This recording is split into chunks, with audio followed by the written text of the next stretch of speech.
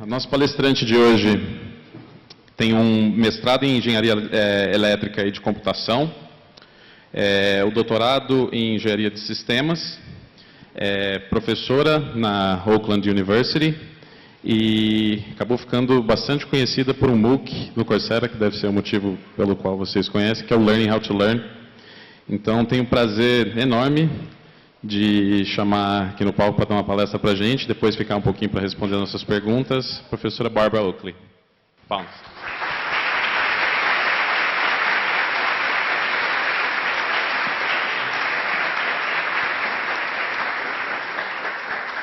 I'm so honored to be here. This is fantastic. What an incredible university.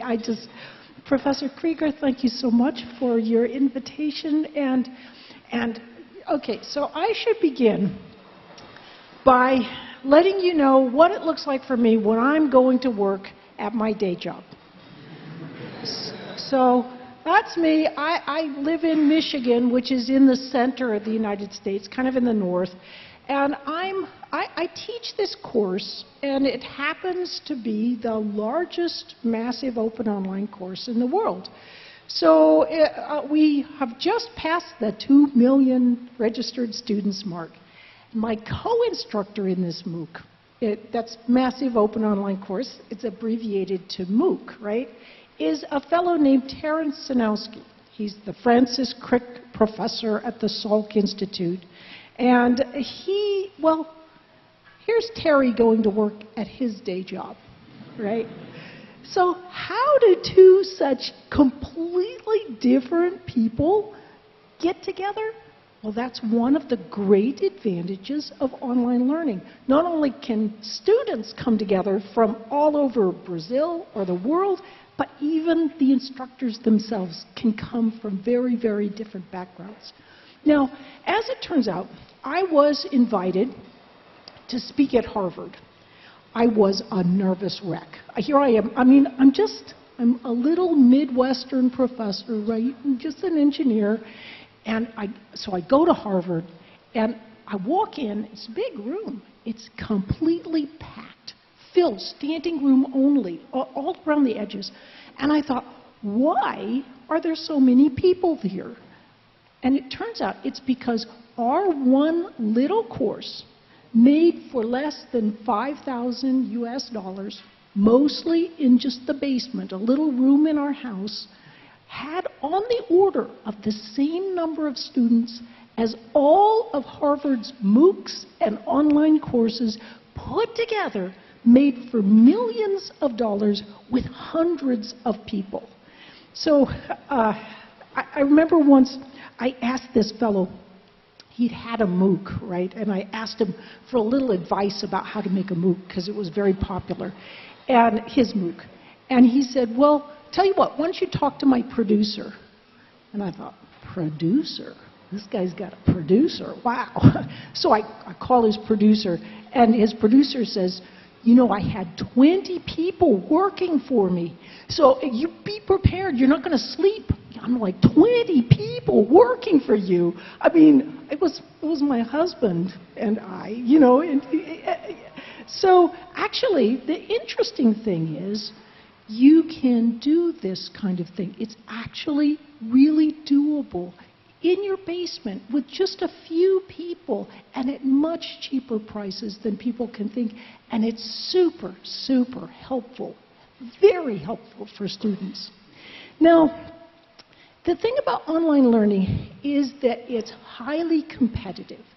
It is a mixture of academia with Silicon Valley and all combined with a little bit of Hollywood.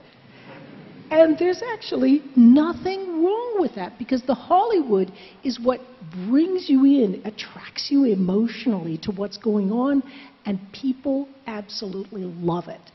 For an example, so this, as it turns out, is our older daughter.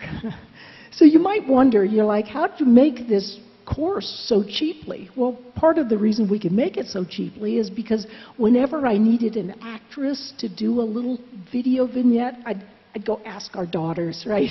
And so here's our daughter, and so I needed her to model the idea of blocking out sounds so that you could learn them, learn whatever you're learning with more focused attention. As it just happens, she has this huge pair of earphones on her lap, right?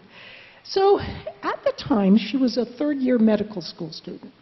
And so she went to class, about a year after the MOOC came out, and she was sitting in class with 75 other students, and she was being taught by a preeminent cardiologist in Southeast Michigan. And he's teaching away, and he suddenly stops the class, points right at her and says, you were the girl in the MOOC. So here's this distinguished, advanced professional who actually was taking an online course because he got so much benefit out of it. So we think that online courses could never be as good as face-to-face. But actually, it's a statistical truism to say that half of all teachers are below average. So what that means is you can have really, really good teachers giving the greatest lectures they've ever gotten in their life, and students can greatly benefit from this. Now you might look at that example and think about that example and say, oh, well, sure, some elite professional, sure, maybe they can benefit from this kind of thing.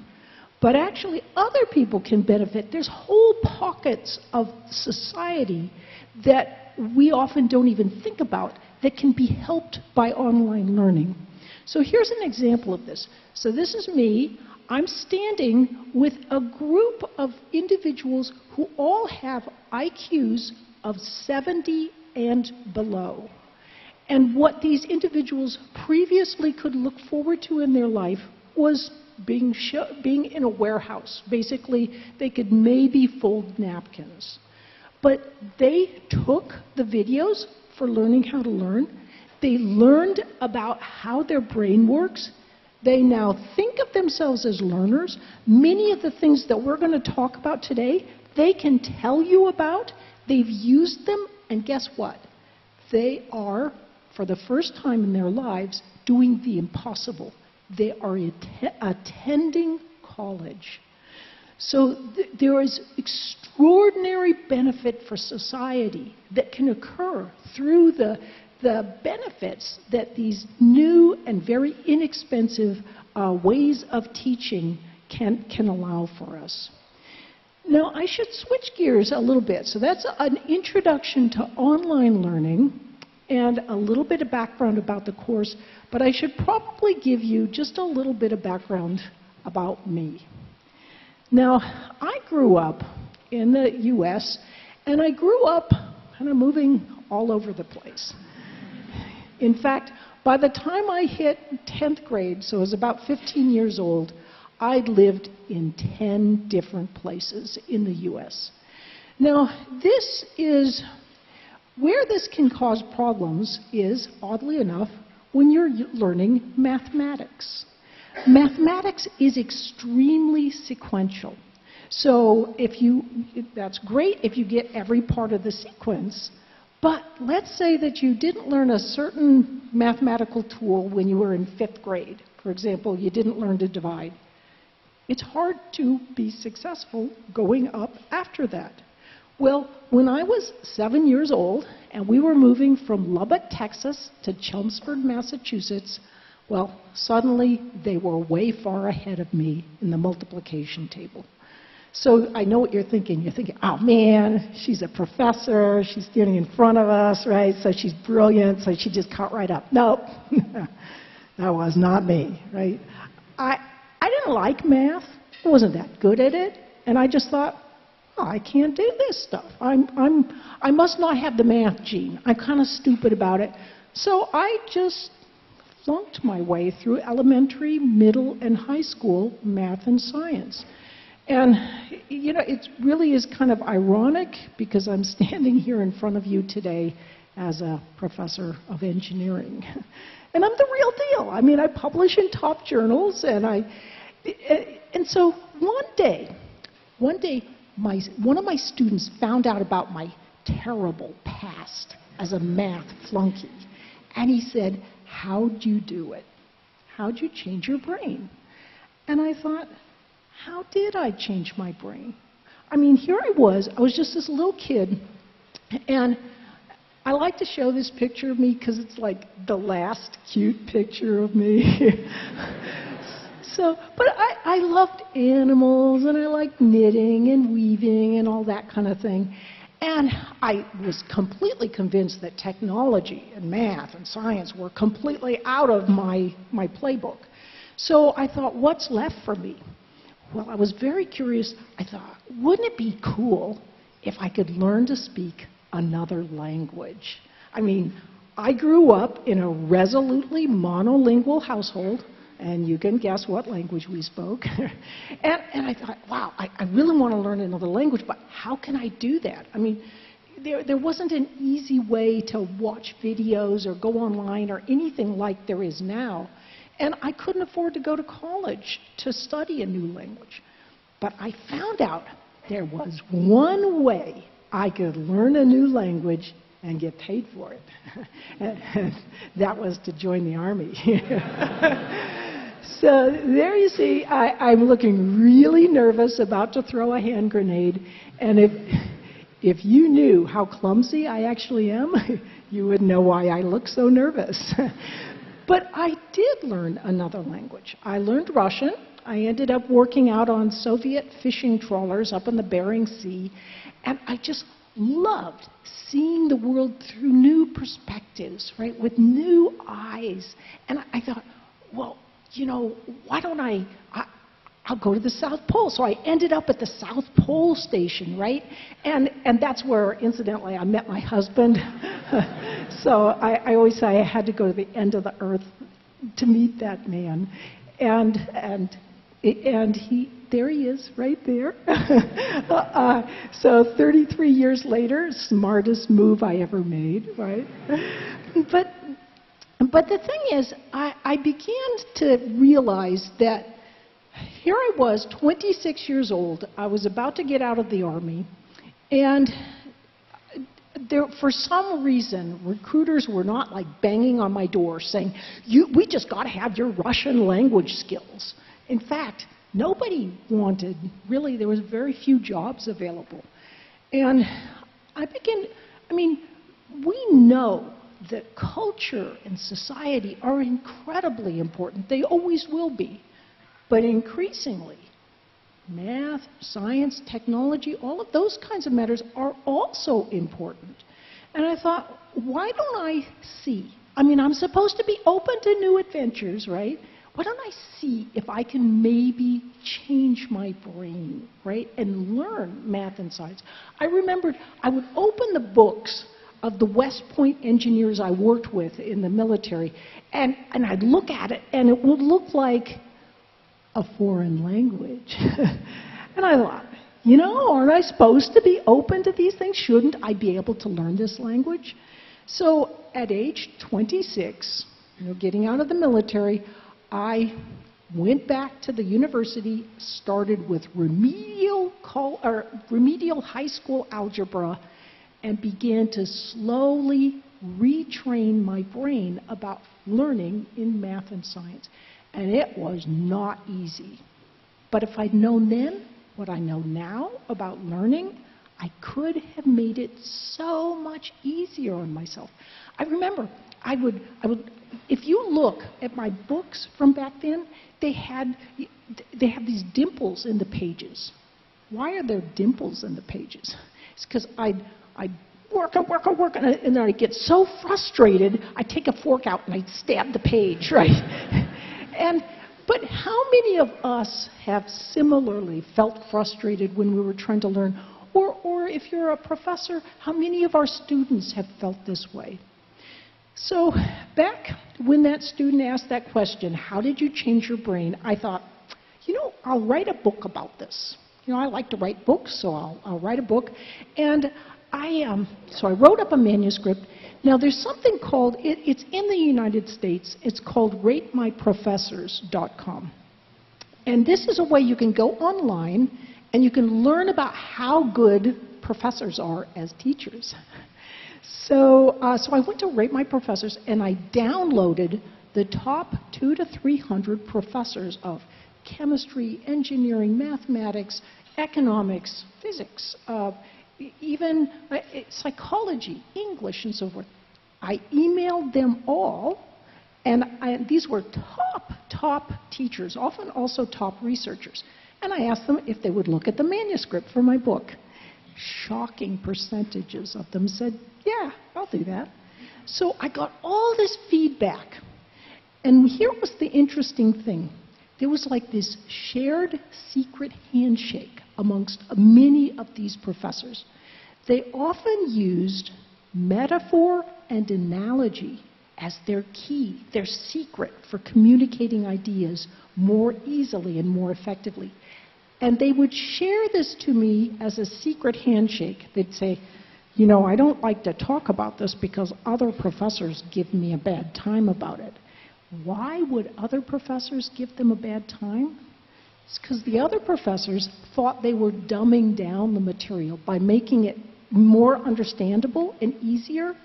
But we now know from neural reuse theory that if you first activate a set of neural circuits that involve the metaphor, you can use those same circuits to begin much more quickly and easily understanding the in-depth mathematical or analytical or abstract concepts themselves. So that, I thought that was fascinating. And I also reached out to top cognitive psychologists, top neuroscientists, and I myself have taught for many decades, for several decades, in engineering, as well as done research in engineering, and in an education within that field. So what I'm going to be sharing with you here today is some of the best of what I've found about how we learn effectively. So the brain, as we know, is enormously complicated.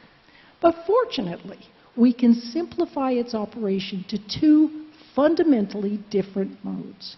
The first, I'll call focused mode. If you're a psychologist, you might be more familiar with this as task-positive networks. So focus mode is when you're concentrating on something. So for example, you might be looking at me and trying to focus and think about what I'm saying. But there's another mode of thinking, and I'll call it diffuse mode. Diffuse mode is one of the 24 or so neural resting states that we're aware of, the most prominent of which is called the default mode network. The diffuse mode is what happens when you're not thinking about anything particular. You're just daydreaming, your mind is wandering, you're thinking, the thoughts are there, but they're kind of jumping around from place to place. Very radically different network than the focus mode. So to understand these two different modes a little bit more deeply, we're going to use what are we going to use? Come on. Do I hear it? Metaphor, I heard it, yes. We're going to use a metaphor, and the metaphor is that of a pinball machine. Now, if you're of a certain age, you'll know how a pinball machine works. And all you have to do is pull back on the plunger, a ball goes boinking around, and it bumps into these rubber bumpers, and that's how you get points. So what we're going to do is we're going to take that pinball machine and we're going to put it right on the human brain. So are you ready for it? Yeah? Okay, there we go. There's the human brain. And there you can see there's the nose, the little ears, and here's the brain itself. And here we go. There is the pinball machine on the brain. Now this is an analogy for the focused mode of thinking. In this mode, you've got these rubber bumpers, but they're very close together. So often what happens in focused mode is you've got these patterns you've already laid. So let's say most of the kids who were in that third grade when I moved in Chelmsford, Massachusetts, they had the patterns laid for multiplication. And what happened, though, is I didn't have that pattern laid, so I didn't know how to think about those ideas. But normally, for you, for example, if you know some multiplication, and I asked you to multiply 24 times 35, what would you take out a piece of paper and you might multiply it out, and your thought patterns would move smoothly along those patterns that have already been laid.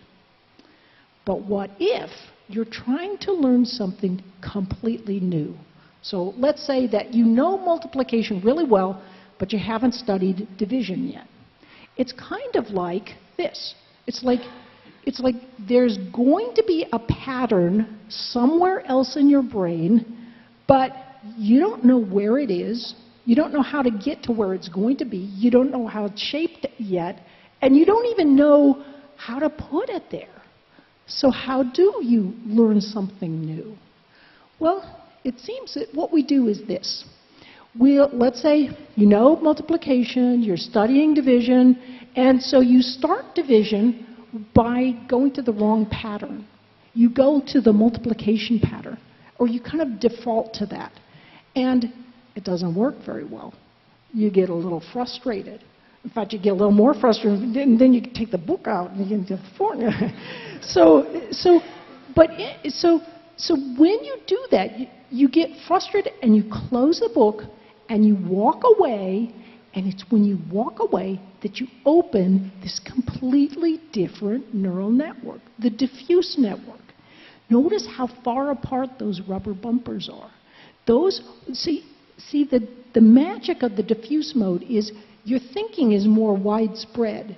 When you think a thought, it can range much more widely before it hits a rubber bumper.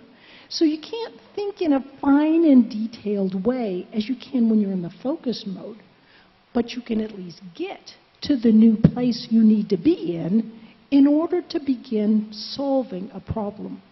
So learning often involves going back and forth between these two different, very different modes.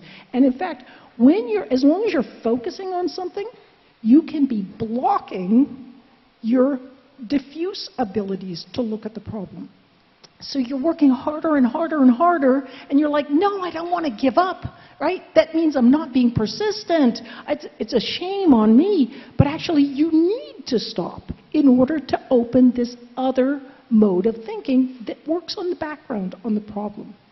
Now, so as it turns out, when you're learning, you go back and forth between those modes, and that's because you can only be in one mode at one time on that subject, unless, there is a way to be in two modes, but that involves taking mushrooms, and I'm not advocating that, right? So anyway, so learning is this back and forth kind of thing. It's almost like lifting weight. It takes time because you're going back and forth. And when you're lifting weights, you'd never develop that kind of muscle structure like learning one time, right? Or lifting weights one time. You actually have to lift weights, then you rest, and your muscles are kind of building. Then you lift again, and then you rest. And it's back and forth between work and rest that allows you to win championships and so forth, or just learn something new. So I think there's a good analogy there. Now, what I want to do, though, is I also want to take another little step back. And I want to show you, when I began this talk, I talked about massive open online courses. And I think it's powerful for you to see how can these kinds of ideas be conveyed in a video. Well, look here. I'm discussing some of the same thoughts. I can actually walk into a metaphor and show you some of these ideas by physically being within the metaphor that I'm trying to convey. I mean, this is in some ways even more powerful than what we can do in class, especially when a student can sit and really focus and they're not worried about the students flirting in front of them, or the professor kind of getting a little lost because they don't know things. This, in fact, online learning, these kinds of well-made videos can be very compelling and just a lot of fun. So what I'd like you to do now is I would like you to team up. So what I want you to do is hopefully turn to someone who you've never met before. And so I know you're probably sitting with a friend or something, but try and turn and make a new friend. So introduce yourselves to the person you've never met, and I would like you to discuss the difference between focused and diffuse modes. So you'll have 2 minutes to do this. On your mark, get set, introduce one another, go!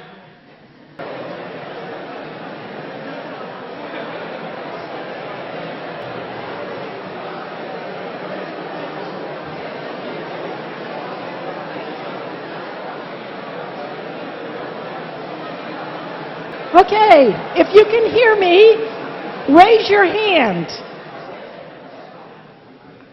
It works like magic.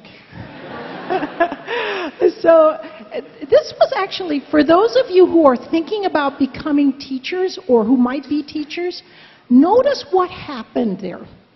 When we stopped for a minute and I said, take your focus off of me and turn to the other person, you know what you did?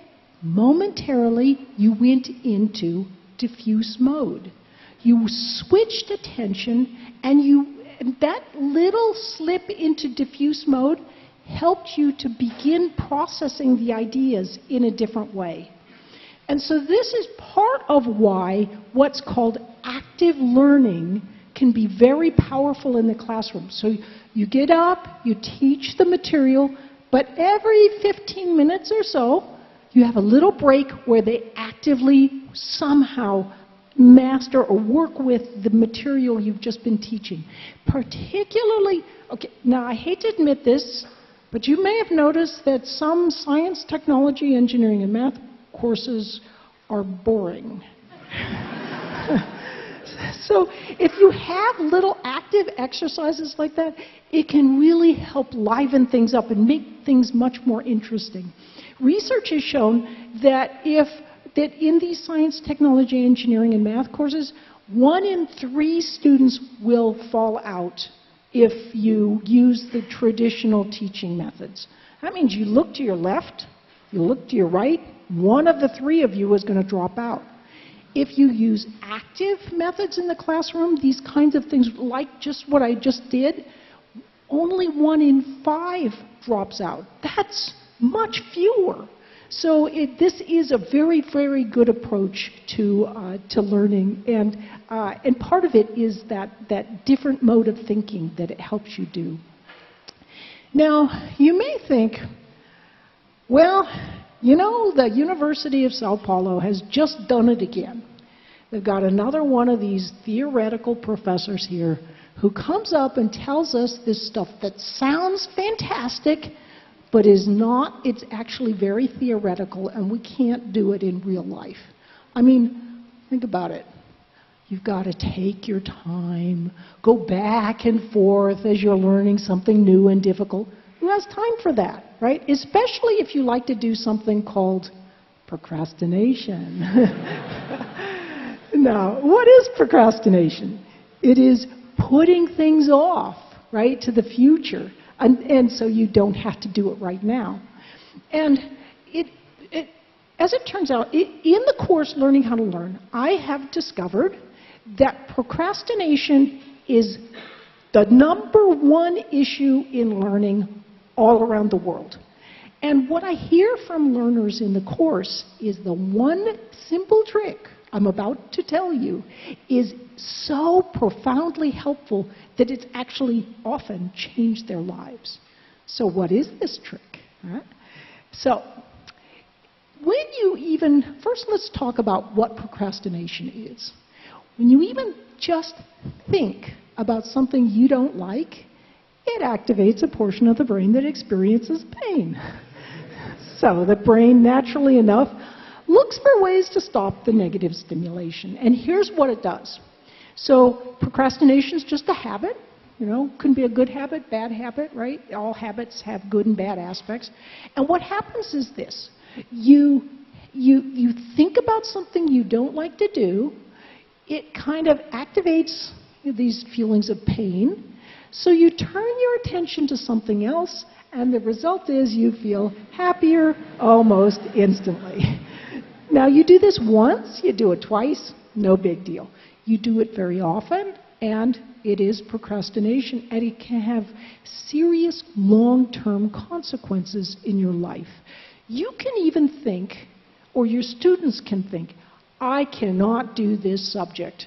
And it has nothing to do with whether you can do the subject or not. It all has to do with the fact that you've procrastinated until the last minute. And of course, nobody could do it in that kind of last-minute condition. So, I'm an engineer. I'll cut to the chase. What is the most important tool you can use to tackle procrastination? It is the Pomodoro technique. Now, this technique was invented by an Italian, Francesco Cirillo, in the 1980s, and it is so incredibly simple. All you have to do is, first, you turn off all distractions. So no little ringy-dingies on your cell phones, right? Nothing popping up on your computer. And then you set a timer for 25 minutes. I have a little timer that's on my laptop.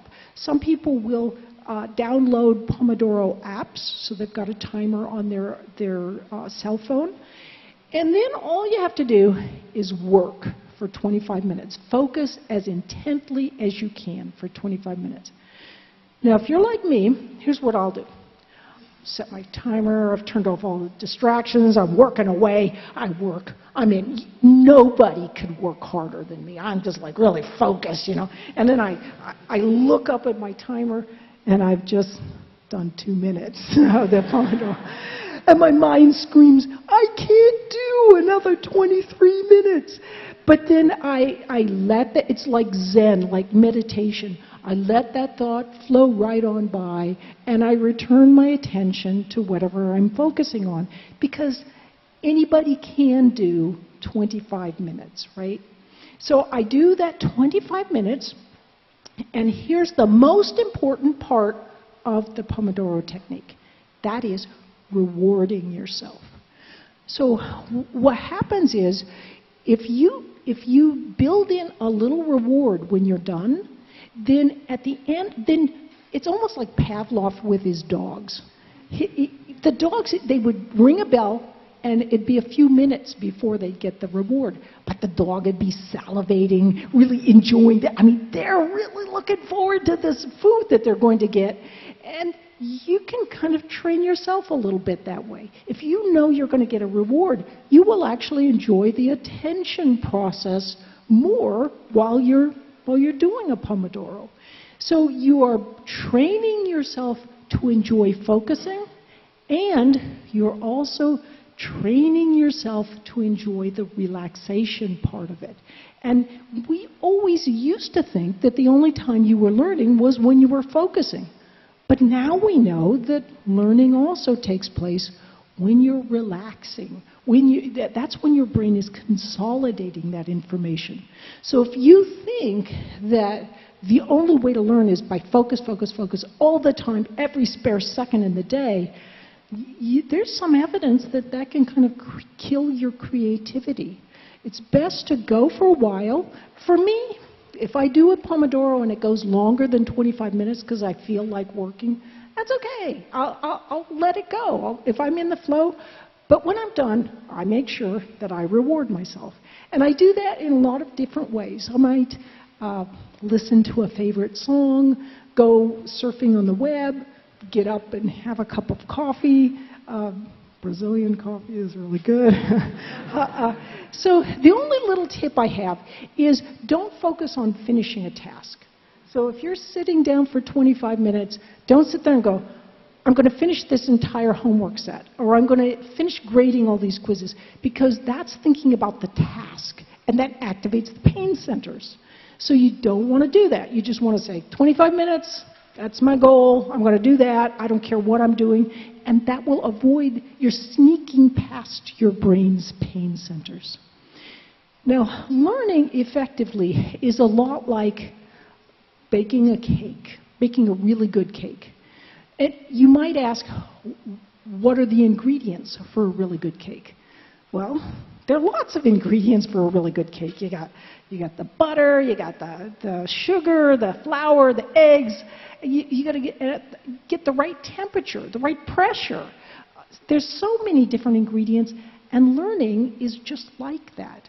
When you're learning something, there's lots of different ingredients to learning something, being able to learn well.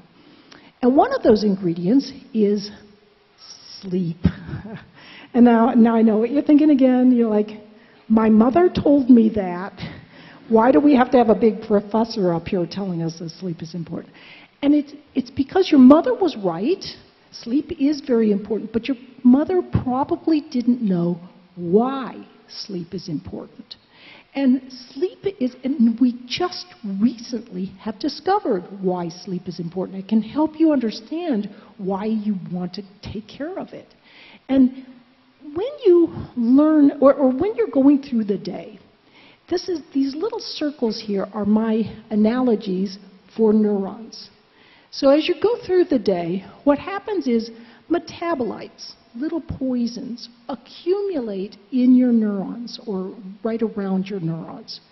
And these little toxins, you might think that this cerebral fluid, almost like the water, can wash them away. But the neurons are too big. They're like boulders, and they block the path of the fluid. But when you go to sleep, your brain cells shrink. I really like this part, so I have to do it again. So when you go to sleep, your brain cells shrink, and that allows the cerebral fluids to wash those toxins away. So that's why when you get a good sleep, you wake up in the morning and you're refreshed. If you say, I'm going to get 2 hours of sleep before my big test, you're essentially guaranteeing that you're taking a test with a poisoned brain. And no matter how hard you're studying, you can destroy all your previous efforts if you don't get a good sleep. So there's another reason, though, that sleep is so important, and that relates to, well, you can see by this incredible image here, there's a new technique called light microscopy. And with light microscopy, you can see living neurons.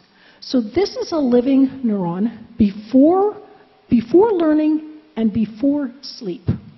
And this is the exact same living neuron after learning and after sleep. So you can see, for example, here, there's a new dendritic spine that is grown. Everywhere where you see these yellow triangles, there's new neural connections. Those dendritic spines, the little spikes that stick out, are new synaptic connections. In other words, they're new wiring that's growing in your brain because you've learned and you slept. So that's another reason that sleep is so important, is because it's when you do the upgrading, the rewiring of your brain that occurs with new learning. So this is why it's important to space out your learning. Do a little bit every day, or most days, and as you do, you'll see that the patterns get thicker and richer as you learn. If you don't do that, if you just sort of learn all at once, let's see here. There we go. No. I want to go back just one more. There we go. Okay. So you're cramming all in one day, right before the test. And then what happens is your patterns aren't that strong, and then your little metabolic vampires can more easily suck those patterns away. So a metaphor to help us better understand this is the idea of a brick wall. When you lay the bricks, you lay the mortar in between, and you let the mortar dry before that wall gets too tall. If you don't do that, your wall looks kind of like this. It's really not a very good foundation for your learning. So this is why sometimes students, at the beginning of a semester, they'll cram, and it works well because it's easier material. But as the material, as you go by and the semester gets more and more difficult, they begin to struggle because a lot of their patterns have disappeared. They were poorly laid because they crammed, and there's very poor foundation to build on when they get further along in the semester. So this is why sleep is important and practice over multiple days is important. But there's another related matter of learning that we often don't think about, and that deals with exercise. Now, exercise is, well, we used to think that you're born with all the neurons you'll ever have, you get older, they die off, you get dumber, and then you die, and it was really depressing. And fortunately, it was dead wrong. We now know that new neurons are born every day, especially in the hippocampus, which is an important area for learning and memory. And this mouse was one of the earliest studies, in fact, the earliest study that showed that exercise is a very important, critical component of being able to learn more easily and effectively. So this mouse was being taught to differentiate between these two different patterns, and they studied the mice's brains, and they found that, see, these blue blobs indicate old neurons. And the red streaks, they were able to image those, and those are the new neurons that are born. So old was blue, red is new, and they found that mice that were allowed to exercise had a lot more of those red, new neurons. Exercise actually promotes the growth of new neurons, and new neurons are what help you to learn new things. So this study was done several decades ago, but many studies have been replicated or have shown this and built on these ideas since then, and we now know how important exercise is as part of the learning process. In fact, if we could take that chemical that we get from exercise and put it in bottles so you could take it in a pill form, we would all be billionaires in this room because it's so effective.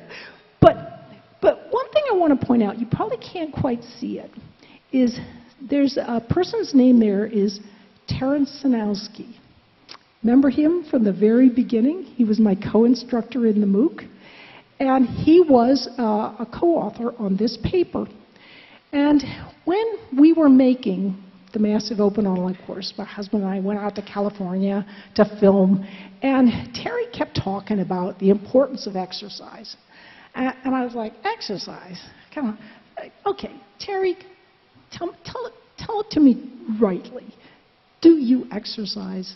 Terry's like, exercise. Do I exercise? Well, next thing you know, we're over on the beach of San Diego. That's the beach you saw at the very beginning. He climbs down, there's like a 100-meter cliff every other day or so, and off he goes for a run. I love how this ends up here. Yay! Yeah. Terry doesn't just read the literature.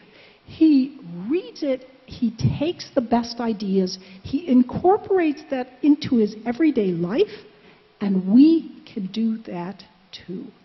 So let's move to another area of learning that I think is very important in relation to all of your abilities to learn.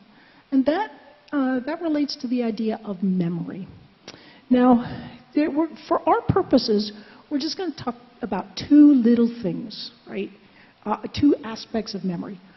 Long-term memory, which you kind of know what that is, and short-term or working memory.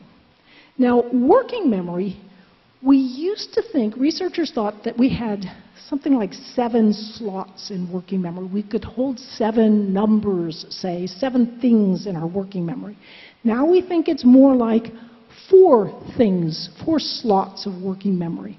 If I haven't had my coffee yet, maybe 2 slots in working memory. So when you're focusing on something, you can almost imagine it's almost like an octopus that if it wants to, it can reach down through those slots of working memory and connect into long-term memory, patterns in long-term memory.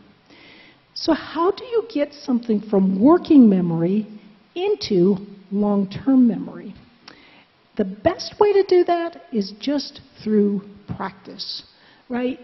What you're doing is you're making neural connections. You're forming patterns in the brain. And the more you practice, the stronger and richer those connections will be, so that when you try to think of that pattern, it comes back to mind.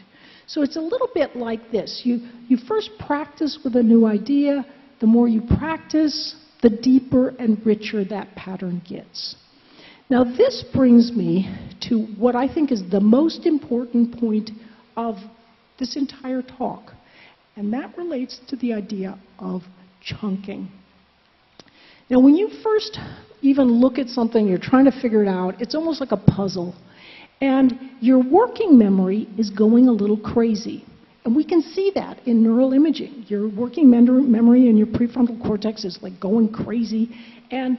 But once you've figured that pattern out, whether it's a puzzle piece or whether it's a complex equation that begins to make sense, it's almost like you've created this ribbon. So instead of having everything going crazy in your working memory, you've got this ribbon that you can pull up into working memory that makes everything all easy because it's this practiced pattern, right? And then the other parts of working memory are free. Now, let me give you a good example of this. So this is our younger daughter, Rachel, right? So we're sitting around the dinner table, and I'm asking the girls, okay, I need someone to model backing up a car really badly. And my younger daughter's like, Mom, I'm the one. I can do this, right? So backing up a car is actually really quite difficult. When you think about it, now watch, she's backing up the car, and look at her little face. I mean, she's like, does she look in the front mirror? Does she look in the back mirror? Does she look behind her? No, she said, wait, no. And then off she goes into the ditch, right? So what's happening is when she was first learning to back up a car, it was a little bit like her brain was still in this mode. She hadn't created a pattern yet. And do you look forward, backwards, whatever? But once she had learned how to back up a car and she had practiced with it, then she could, whenever she would just think, I'm going to back up a car, she could just pull it right up to mind, that ribbon, that back up a car ribbon, and then with the other slots of working memory, she can talk with her friends or maybe listen to the radio. It's all free, right? She can do that kind of thing. We now know that the development of any kind of expertise involves the creation of these neural chunks, these kinds of ribbons, well-practiced patterns. So you can think of it as these kinds of patterns, and as you become an expert, you develop a library of these chunks or ribbons or patterns that you can easily pull to mind and make new connections with as you're learning. So what professors often like to do is connect a couple of very different ideas. Well, if you've learned the subject very well, you can see a connection between this pattern, right, and this pattern, and you can connect them together, even rapidly on a test, because you're very familiar with those kinds of ideas. But sometimes students, what they'll do is they'll sit down to a test, they haven't studied very well, and they're actually, when they sit down to do the test, they're still in this mode. So that it all seems like, I don't know this. And then they think they have test anxiety, when actually it isn't test anxiety. It's that they haven't really properly studied and created good neural chunks. They've maybe skimmed the material, but not put it inside their brain by actively working with that material. So sometimes some of our very best attributes we think are really bad. So I'll give you an example of this. Sometimes we think having a poor memory is a really bad thing. I'm here to tell you that having a poor memory is a really good thing. Now, here's why. Remember how I talked about those 4 slots of working memory? Some people have like steel trap, right? Whatever you put in working memory, they got it. And other people, you got those 4 things in working memory, they got it there, woo, shiny. They get distracted, and something falls out of working memory. But research has shown when something falls out of working memory, something else comes in. And those individuals, again, as research has shown, have very good propensity for creativity. So, do you have to work harder and longer sometimes to keep up with the people who have a steel trap memory? Yes, you do. But you would not want to trade it, right? Because that steel trap, or that having that kind of working memory that loses things also helps you to be more creative. So it's a good tendency to have.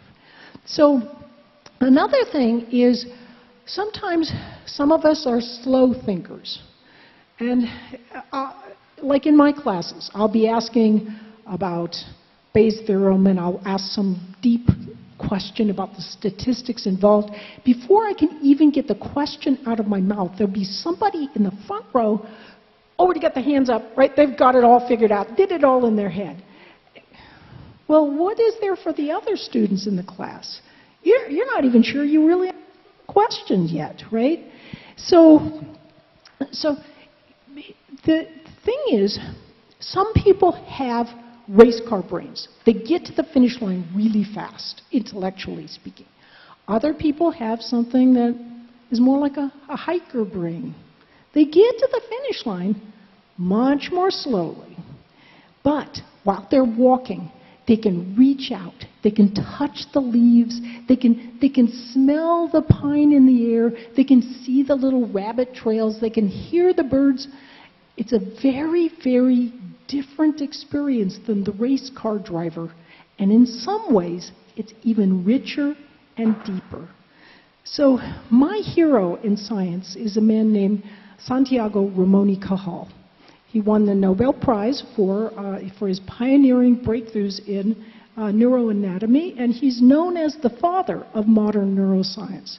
And what Cajal said, I think, is very interesting. He said, "I am no genius." He said, and he wasn't. He would stumble over words. He couldn't understand things very quickly. He had a terrible memory. But he said, "I am persistent, and when the data tells me I am wrong, I can change my mind. I'm flexible." He said, "I've worked with many geniuses, and the challenge with geniuses is they grow up really smart, they're used to being right, they will often, as a consequence, jump to conclusions about what is right, they're not used to being wrong, so they're inflexible in the face of data that tells them they're wrong, and they charge ahead using their intellect to support something that's actually incorrect." So if you are not a genius, and you're more like a hiker brain, you can still rejoice, because sometimes you'll be able to see and do things that even the geniuses cannot. Now, as we're wrapping up, I just want to allude to a couple little things. How can adults learn, change, and grow even when they're older? Good question, eh? Well, here it is. Video games. There's great research out that shows that action-style video games are really healthy for your brain. And in fact, I was just meeting with Adam Ghazali in the last week, and some of his work was published in Nature fantastic evidence that doing certain video games can be extremely effective in helping build your attentional mechanisms. So what it's doing is improving your midline frontal theta, your long-range theta coherence. In other words, your working memory and sort of the connecting abilities between different parts of your brain that you need when you're trying to focus are enhanced through the playing of certain action-style video games. So it's a really, so if you're thinking video games are all bad, they're not. They just like anything, food, exercise, whatever, they can be overdone and you can become a little bit addicted to it, but actually in moderation it's healthy. And I'll give you just a quick little sense of what a typical video game, there are many different kinds of styles, but this is from BrainHQ, which is one of the best by Mike Merzenich, because some of them, there's no good research evidence that they're very effective, but this has pretty good research behind it. Now watch these 3 dots. No matter what happens, keep an eye on those 3 dots. A little hard, right? Now, see, and there's the 3 dots. So these kinds of brain training exercises can be beneficial. Now just as we're wrapping up, I just want to bring 2 ideas that can help you overcome illusions of competence in learning. So remember those student that comes up and says, I really knew the material, I just suffer from test anxiety. That's because they were fooling themselves that they were learning. And that's so easy to do. The best, let's say that you're sitting down and you're trying to study. So you're reading some material. As you're reading it, which one is best? You reread the material, you underline or use highlight, or you use concept mapping. Which one do you think is best? Okay, so how many think underlining is best? Okay, we got 1. And how many think that concept mapping is best? Okay, and rereading. Okay, so the concept mapping has it by, okay, so I was tricking you, because actually it was none of the above. Recall is the technique that's best. It's even better, by far, than concept mapping. What is recall? It is simply reading the material, then looking away and seeing if you can recall the main idea. If you want, you can make a little note or something like that, but don't reread it. It tricks your brain. Even concept mapping isn't as good as just looking away and seeing if you can recall the same material, the most important point. That doesn't just, it isn't you memorizing it. It actually builds your understanding of the material. So the other really valuable thing to remember if you're trying to prevent illusions of competence in learning is testing. Test yourself on everything. Make little flashcards for yourselves. Sometimes poets will say, memorize the poem and you will understand it more deeply. If you're at math and science, why should you let the poets have all the fun, right? Memorize some equations and it will help you to understand some of those equations more deeply. But the more you can test yourself on everything you're learning, like if you're learning something from chapter 4, then test it out with chapter 3 material. Do you know the difference between those? Can you work the problems cold? Sometimes we'll turn in homework and we'll just do the problem one time. Would you ever sing a song and say you knew how to sing that song really well? No. You want to take some key problems and internalize them so you can work them enough times that you could actually work it in your mind cold. And that builds a neural chunk that helps build your understanding. So in closing, I would just like to allude to the idea of passion. We're often told, follow your passion. And that's what I did. I followed my passion and I learned Russian and I got out and I met the real world and the real world didn't really care what my passions were. So I think it is important to follow your passion. I mean, you don't want to lose that. But you also want to be aware that sometimes your passions, you want to make a connection with what's really going on out there so you're not blindsided. So with following your passions, you want to, well, just remember that following your passions is kind of a double-edged sword. Passions develop about what we're good at. And some things just take much longer to get good at. So I always say, don't just follow your passions. Broaden your passions, and your lives will be greatly enriched. Thank you so much.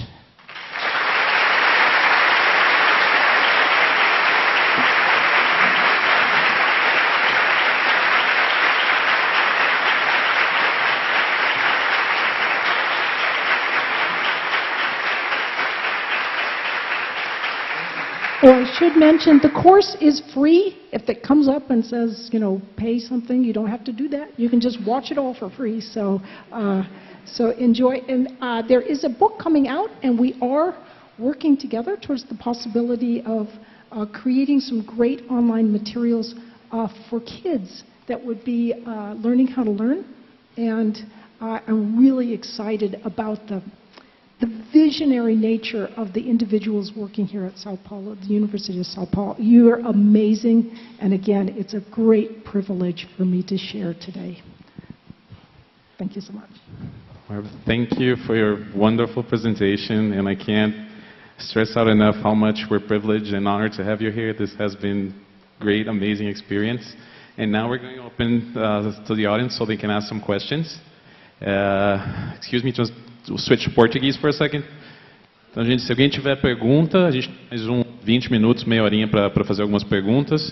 Vou pedir para ser bem breve para dar chance do pessoal fazer o máximo de perguntas possível, e se tiver alguma dificuldade, precisar que a gente traduza para o inglês, é só avisar.